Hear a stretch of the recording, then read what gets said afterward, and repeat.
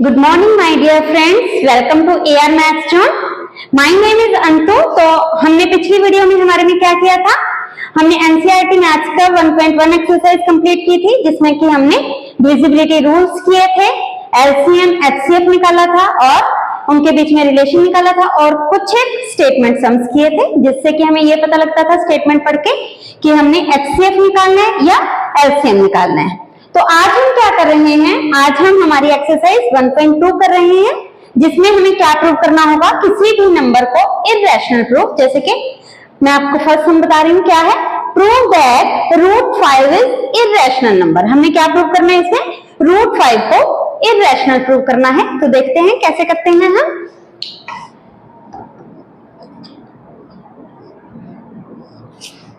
सबसे पहले इसको हम कॉन्ट्राडिक्टरी मेथड से करेंगे। अब ये कॉन्ट्राडिक्टरी मेथड क्या होता है, इसमें क्या करते हैं, हमें जो भी प्रूव करना होता है हम उसके अपोजिट मान लेते हैं। जैसे कि हमने √5 को क्या करना है, इररेशनल नंबर प्रूव करना है, तो हम मान लेंगे कि √5 जो है हमारा वो रैशनल नंबर है। तो क्या लिखेंगे हम, लेट इफ पॉसिबल, अगर हो सकता है तो, let if possible √5 is rational number. क्या मान लेते हैं हम कि √5 हमारा रैशनल नंबर है।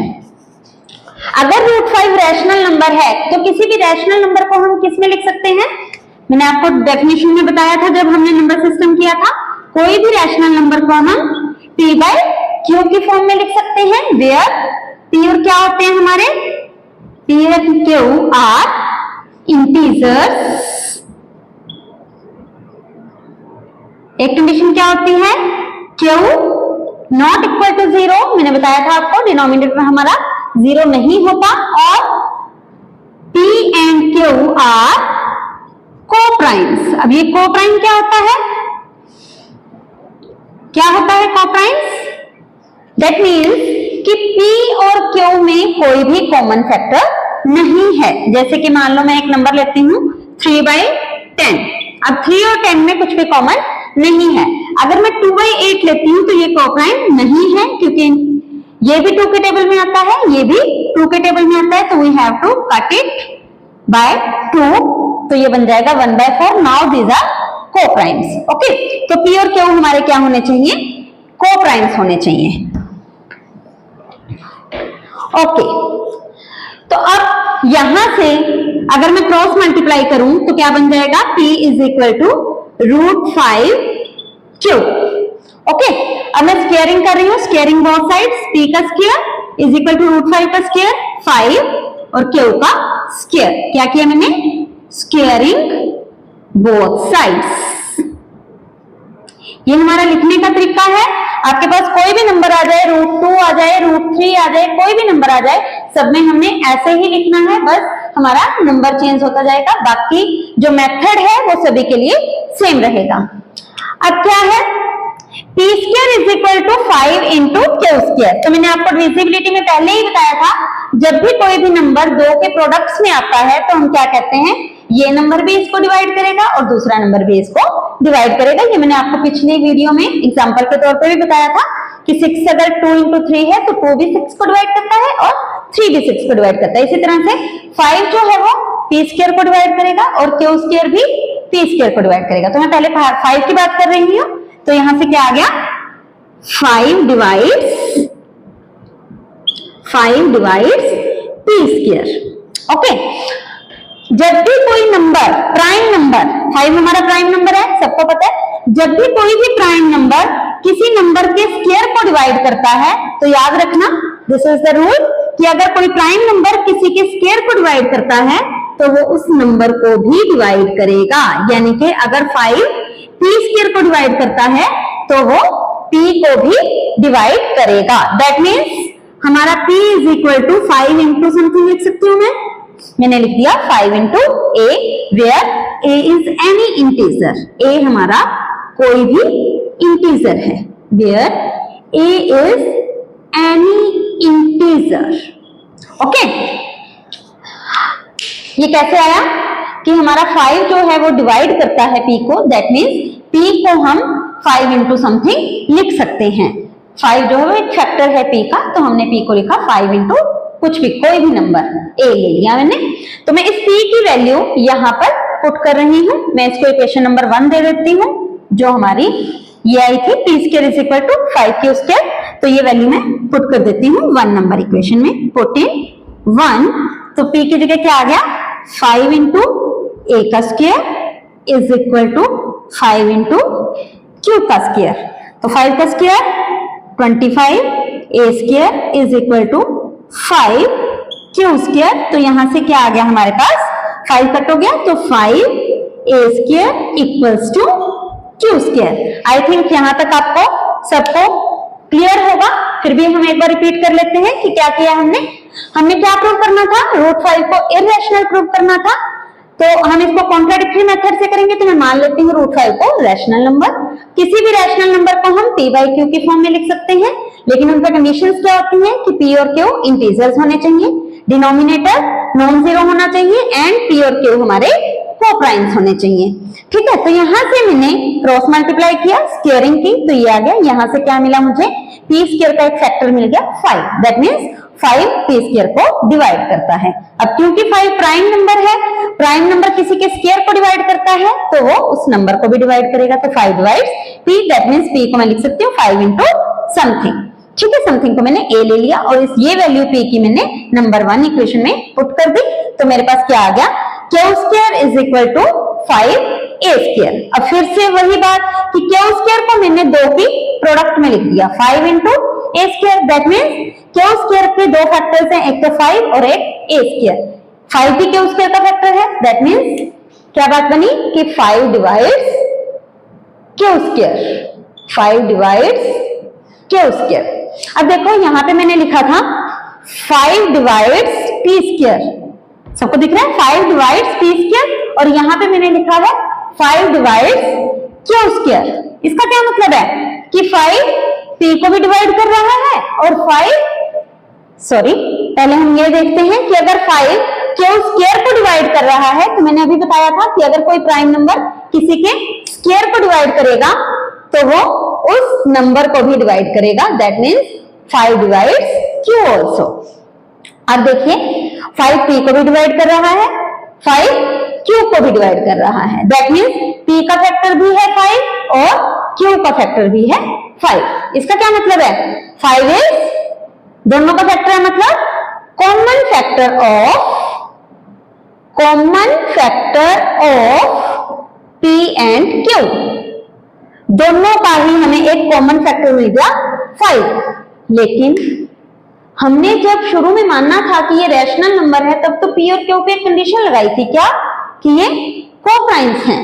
लेकिन यहाँ तो हमें एक कॉमन फैक्टर मिल गया। कोप्राइम्स का मतलब मैंने आपको बताया था कि इन दोनों के बीच में कुछ भी कॉमन नहीं होना चाहिए, लेकिन p और q का हमें तो एक कॉमन फैक्टर मिल गया, क्या 5, दैट मींस कॉन्ट्राडिक्शन आ गई, कुछ ना कुछ गलत हो गया। It is a contradiction, it is a contradiction. किस पे कॉन्ट्राडिक्शन आई है, टू द फैक्ट दैट, किस बात पे, that p and q are coprimes. इस बात पे कॉन्ट्राडिक्शन आ गई ना। इसका क्या मतलब है, कुछ ना कुछ गलत किया था। क्या गलत किया था, जो हमने मानना था वो गलत है। तो हम क्या लिखेंगे, सो आवर सुपोजिशन इज रॉन्ग, कि हमने जो भी माना था वो गलत है, वो नहीं हो सकता। और हमने क्या माना था कि √5 रैशनल है, वो नहीं हो सकता, दैट इंप्लाइज कि √5 क्या होगा, इररेशनल। आई थिंक आप सबको क्लियर होगा। फिर भी हम एक बार और देख लेते हैं, इट इज वेरी इंपॉर्टेंट।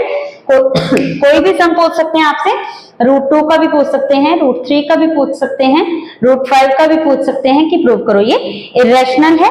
तो सबसे पहले आपको क्या लाइन लिखनी है, इसको कॉन्ट्राडिक्टरी मेथड से करना है। तो सबसे पहले आपको लिखना है, let if possible √5 is rational number.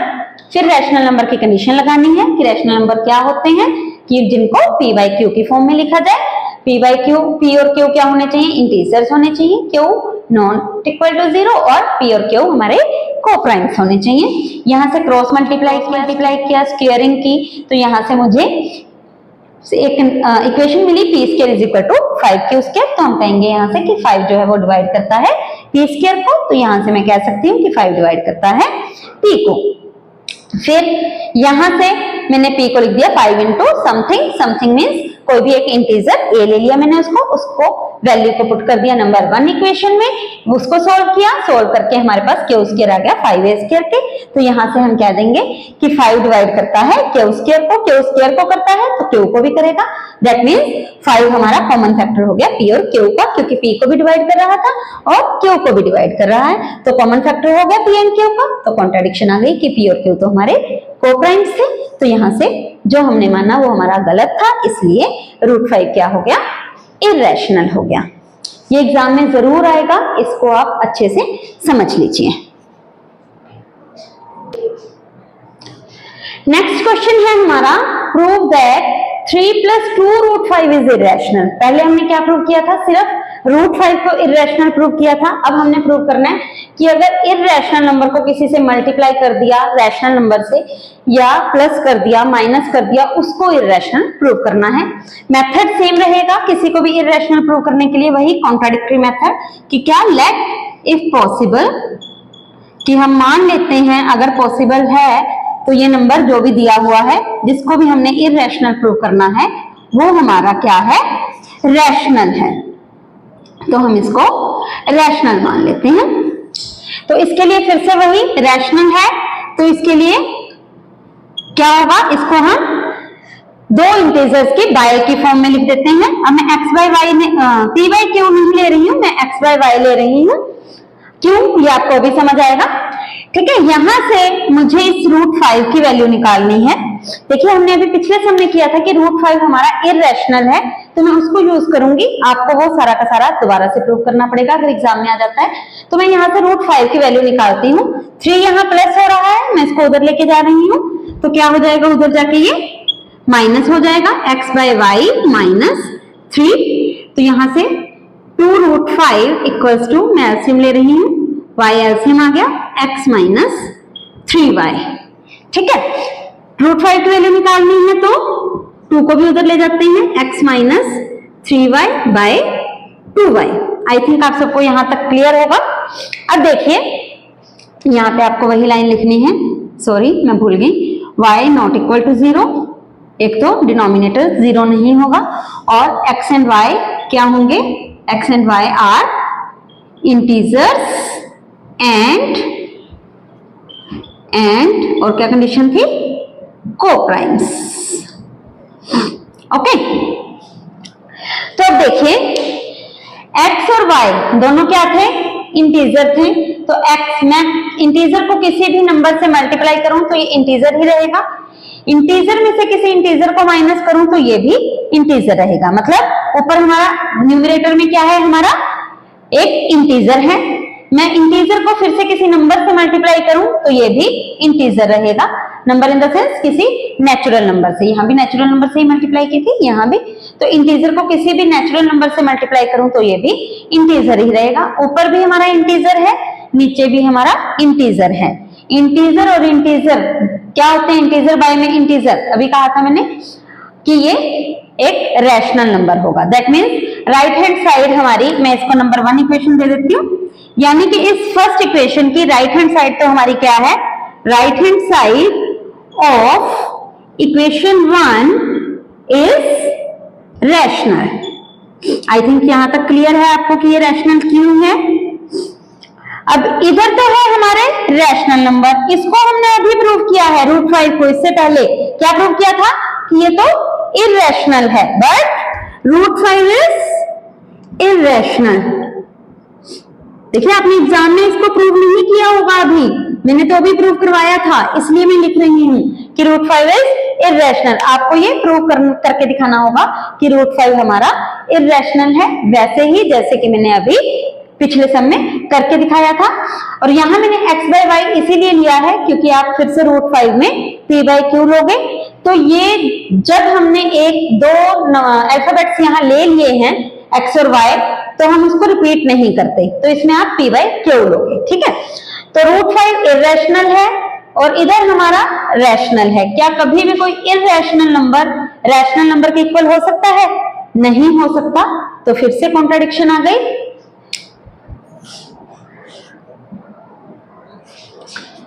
क्या फिर से कॉन्ट्राडिक्शन आ गई कि हमने तो ये प्रूव कर दिया कि एक इरेशनल नंबर रैशनल नंबर के इक्वल है, जो कि पॉसिबल नहीं है। It is a contradiction. So हमने जो माना था वो हमारा गलत है। Position is wrong. ओके, हमने क्या माना था? जो नंबर था उसको हमने रैशनल माना था, इसलिए ये रैशनल नहीं हो सकता। तो ये क्या होगा? 3 + 2 √5 इज इरेशनल। आई थिंक अब आपको अच्छे से क्लियर हो गया होगा कि हमने किसी भी नंबर को इरेशनल कैसे प्रूव करना है। तो हम एक बार जल्दी से एक बार देख लेते हैं कि हमने क्या किया था। हमने 3 + 2 √5 को इरेशनल प्रूव करना था, तो हम उसी तरीके से कॉन्ट्राडिक्टरी मेथड से चलेंगे कि हम मान लेते हैं कि ये नंबर हमारा रैशनल है। रैशनल है तो हमने इसको 2 की बाय की फॉर्म में लिख दिया, p/q की फॉर्म में, यानी कि x/y, जिसमें डिनोमिनेटर हमारा नॉन जीरो होगा और ये दोनों नंबर्स हमारे इंटीजर्स होंगे एंड कोप्राइम्स होंगे। फिर मुझे यहाँ से जो भी रूट में था उसकी वैल्यू निकाल ली, बाकी सबको मैंने उधर भेज दिया। अब मैंने यहाँ से देखा तो मैंने राइट हैंड साइड पे पहले थोड़ा वर्क किया। राइट हैंड साइड में क्या रहा कि ये भी सारा इंटीजर था, ऊपर वाला, नीचे वाला भी सारा इंटीजर था, इंटीजर बाय इंटीजर, और ये नॉन जीरो है। देखिए हमने कहा था कि y हमारा नॉन जीरो है, तो 2y भी कभी भी जीरो नहीं हो सकता। तो ये हमारा रैशनल नंबर है, यानी कि राइट हैंड साइड में हमारा रैशनल नंबर है। लेकिन हमने अभी इससे पहले वाले सम में प्रूव किया कि √5 हमारा इरेशनल है। लेफ्ट हैंड साइड में हमारा इरेशनल है, राइट हैंड साइड में हमारा रैशनल है। ये दोनों कभी भी इक्वल नहीं हो सकते। तो जो हमने माना था वो हमारा गलत है। हमने क्या माना था? 3 + 2 √5 को रैशनल माना था, तो जो कि हमारा गलत है, इसलिए ये नंबर क्या होगा? इरेशनल होगा। ओके, तो मुझे लग रहा है अब आपको समझ आ गया होगा कि किसी भी नंबर को इरेशनल कैसे प्रूव करते हैं। अब कुछ एक आपके लिए होमवर्क है, तो आपने जरूर कमेंट सेक्शन में इसके आंसर्स देने हैं। क्या है? किसी भी इरेशनल नंबर में अगर मैं इरेशनल नंबर ऐड करती हूं तो आपको बताना है कि क्या आएगा? इरेशनल आएगा, रैशनल आएगा, या कुछ भी आ सकता है। ठीक है, इरेशनल में अगर कोई रैशनल नंबर ऐड करती हूं तो क्या आएगा? इरेशनल को इरेशनल से मल्टीप्लाई करती हूं तो क्या आएगा? और इरेशनल को रैशनल से मल्टीप्लाई करती हूं तो क्या आएगा? ये आपने मुझे कमेंट सेक्शन में बताने हैं। जिसका भी आंसर सही हो गलत हो, एक बार घबराना मत, आंसर जरूर करना। जिसका भी आंसर सही होगा उसका नाम अगली वीडियो में अनाउंस होगा। तो thank you so much. I hope कि आप सबको बहुत अच्छा लगा होगा। अगर आपको अच्छा लगा तो लाइक एंड सब्सक्राइब।